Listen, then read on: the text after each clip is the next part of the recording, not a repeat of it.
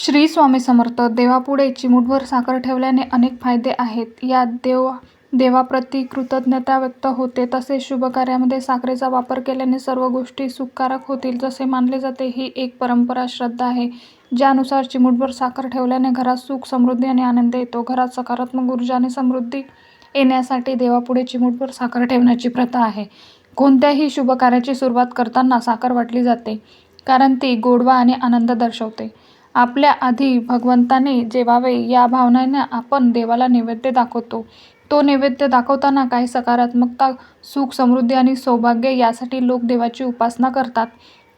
पण आपल्याकडून या सर्व गोष्टी विधिवतपणे केल्या जात नाहीत आणि आपल्याकडून चुका होत असतात. नकळतपणे आपल्याकडून झालेल्या या चुकांमुळे कुठेतरी आपल्या घरात दोष लागतो आणि त्यामुळे आपल्याला संकटाचा सामना करावा लागतो.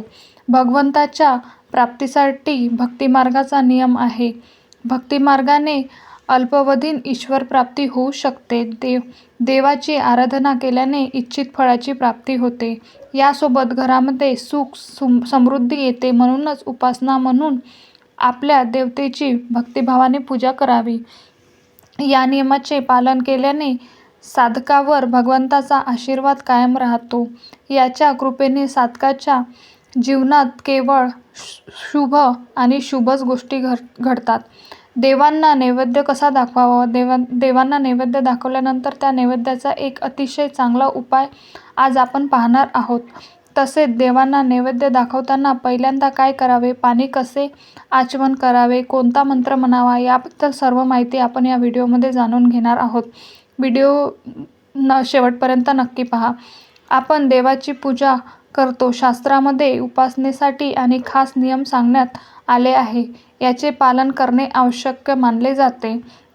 देवपूजा, पाठ किंवा मंत्र पठण करणे, नैवेद्य अर्पण करण्यापासून आरती करण्यापर्यंत विविध धार्मिक श्रद्धा आहेत. नियमाचे पालन करून पूजा करणे व्यक्तीच्या सर्व मनोकामना देव पूर्ण करतात असं मानलं जातं. देवांना प्रसाद, नैवेद्य अर्पण करण्याचे काही नियम शास्त्रामध्ये सांगितले आहे. तुम्हीही देवाला नैवेद्य अर्पण करता तर काही नियम लक्षात ठेवले पाहिजे. काही लोक देवाला नैवेद्य अर्पण केल्यानंतर तो नैवेद्य बराच काळ तसाच देवासमोर तिथे सोडून देतात आणि मात्र असं करणं चुकीचं आहे.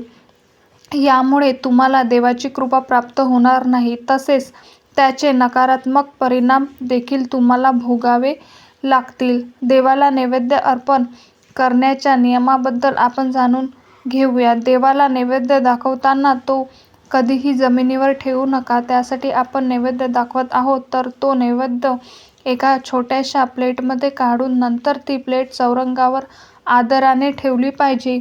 नैवेद्य नेहमी सोने, चांदी, पित्तळ किंवा मग मातीपासून बनलेल्या भांड्यामध्येच अर्पण करावा. आपल्या हिंदू धर्मामध्ये, सनातन धर्मामध्ये या धातूंना अतिशय पवित्र आणि शुद्ध मानलं जातं. याशिवाय तुम्ही केळीच्या पानावरही नैवेद्य अर्पण करू शकता. नैवेद्य तसाच सोडू नका. काही आपण देवासमोर नैवेद्य ठेवतो आणि दिवसभर तसाच नैवेद्य देवासमोर राहतो. तो तसाच अगदी वाळून जातो. नैवेद्य दाखवताना प्रथम आपल्या घरामध्ये अन्न शिजवल्यानंतर ते अन्न उष्ट न करता प्रथम देवासाठी एक प्लेटमध्ये ते अन्न काढून ठेवा. अन्नामध्ये कांदा, लसूण किंवा तिखट पदार्थांचा समावेश नसावा. देवाला नैवेद्य दाखवण्यासाठी गोड पदार्थांचा समावेश असावा. जरी आपण रोज गोड बनवत नसलो तरीसुद्धा आपण तूप, दही, भात, साखर किंवा दूध, भात, साखर किंवा गुळाचे पदार्थ असे गोड पदार्थ तुम्ही देवाला नैवेद्य म्हणून दाखवू शकता. स्वयंपाक झाल्यानंतर ताबडतोब परमेश्वराला नैवेद्य अर्पण करावा.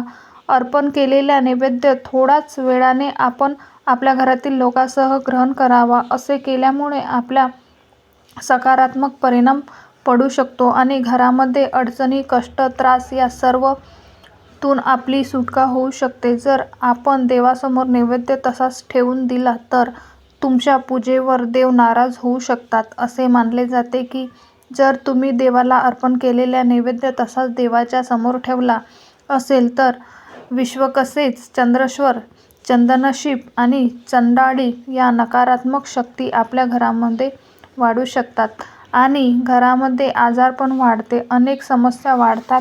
म्हणूनच घरातील सर्व लोकांनी नैवेद्य मिळून खाल्ला पाहिजे.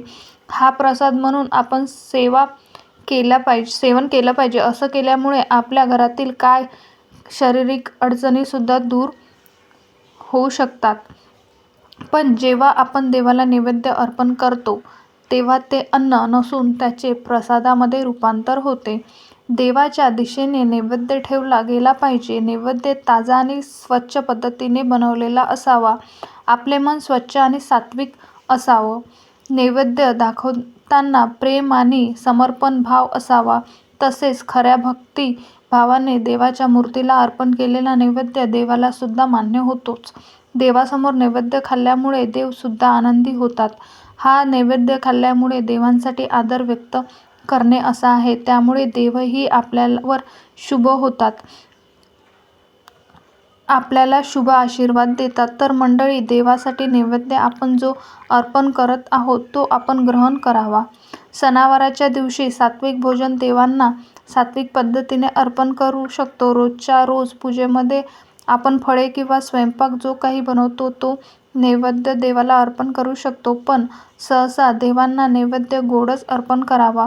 जर योग्य पद्धतीने देवांना नैवेद्य अर्पण केला तर जीवनात आपणास अन्नधान्याची कमतरता कधीही भासणार नाही. देवाला नेहमी सात्विक भोग भगवंताला अत्यंत प्रिय आहे. यासाठी गंगाजल युक्त पाण्याने स्नान करावे. त्यानंतर स्वच्छ वस्त्र परिधान करून देवासाठी नैवेद्य तयार करावा. अन्न शिजवताना भगवंताचे ध्यान करावे. मनामध्ये सतत भगवंताचा जप करावा. देवांना नैवेद्य दाखवताना ते अन्न चुकूनही उष्टे केलेले नसावे. आपण जे काही देवांना पदार्थ अर्पण करू त्यामुळे देव नाराज होतो. यासाठी जेवणापूर्वी फळे, मिठाई किंवा प्रसाद घ्या आणि वेगळा ठेवा. पूजेनंतर देवाला नैवेद्य अर्पण करा. पूजा आटोपल्यानंतर घरातील सदस्यांमध्ये प्रसादाचे वाटप करा. नैवेद्य अर्पण करतेवेळी कोणता मंत्र म्हटला पाहिजे तर मंडळी, देव भक्तीचा भुकेला आहे. नैवेद्याचा काही पण आपण रोज भोजन करतो, मग देवासमोर फक्त साखर ठेवतो, हे योग्य आहे का? तर आपण रोज भोजन ग्रहण करण्याआधी प्रथम देवांना ते अर्पण केलं पाहिजे, नंतर आपण भोजन केलं पाहिजे.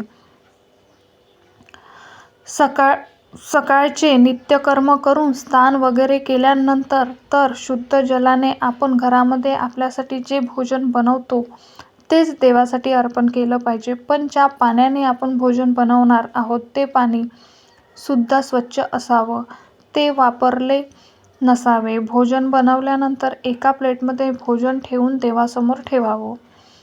खरकट्या किंवा खराब हाताने देवाला नैवेद्य दाखवू नये. देवाला नैवेद्य दाखवताना आपले हात पाय स्वच्छ धुतलेले असावे. स्वच्छ वस्त्र आपण परिधान केलेले असावे. एका प्लेटमध्ये जेव्हा आपण नैवेद्य घेतो तेव्हा एका प्लेटमध्ये पाणी सुद्धा घ्यावे. नंतर डाव्या हाताने उजव्या हातात पाणी घेऊन ओम प्राणाय स्वाहा, ओम अपनाय स्वाहा, ओम व्यानाय स्वाहा, ओम उदानाय स्वाहा, ओम समानाय स्वाहा हा मंत्र म्हणून नैवेद्य दाखवावा. तर मंडळी, तुम्हाला माहिती कशी वाटली ही मला नक्की कमेंट्समध्ये कळवा. तुम्ही व्हिडिओ शेवटपर्यंत पाहिल्याबद्दल तुमचे खूप खूप धन्यवाद. अशाच नवनवीन माहितीसाठी व्हिडिओला लाईक करा, चॅनलला सबस्क्राईब करा आणि बेल आयकॉनला प्रेस करा. श्री स्वामी समर्थ.